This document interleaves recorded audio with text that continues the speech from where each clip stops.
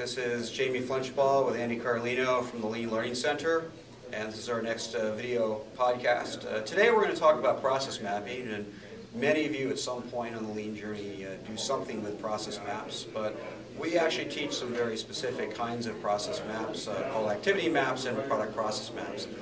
Not many people use these, but there are very specific reasons that we use these particular maps, and so we explain why we use these types of maps and what they do for us. Well, really the genesis of these type of maps comes from working on business or administrative type processes, which are far more difficult processes to work on because, in the first place, they're intangible. You can't put your arms around it. There isn't a widget that I can touch. If you ask somebody to go out and show me accounts payable, it would be very difficult to see. Also, production processes are closely nested. Business processes cross a lot of functions, and that creates its own set of difficulties. When you ask somebody, how long does it take you to do accounts payable? How much does it cost to do accounts payable? That data isn't readily available to you.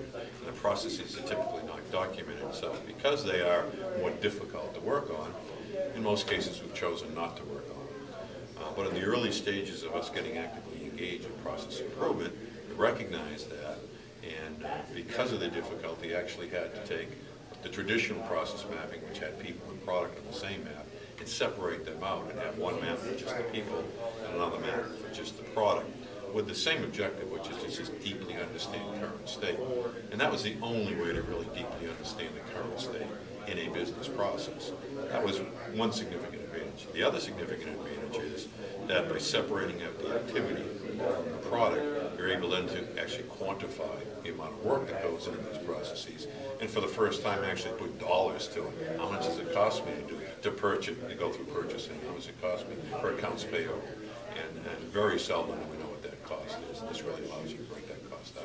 Yeah, so you mentioned the ability to look at it from two different angles. So the activity map really looks at what the people do in the work, and the product process map really looks at the work content and the flow of work that happens in the process.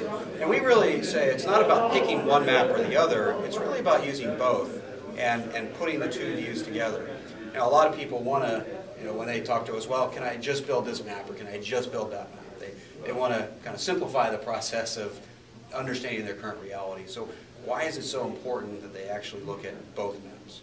Well, again, because one map is just purely cycle time. It's looking at the product or the service going through the process and the cycle time of that. So that cycle time could be days or weeks or months, in some cases maybe even years. And that doesn't give you a picture of really truly what's going on in the process itself. It certainly gives you a good picture of how the product or service, the cycle time of the product or service is and the operations it takes, but it doesn't give you a good picture of the activity that it takes to get that product or service through the process. So the activity-based map really gives a deep dive into all the specific activities that are occurring, what the people have to do. So it's very different when you look at cycle time versus process time. We worked on an insurance application that had 21-day cycle time and only 17 minutes of work. Well, if you're only looking at product flow through there, you're not going to realize that I only really contribute 17 minutes of real work into this process. So now you see what the huge opportunity might be.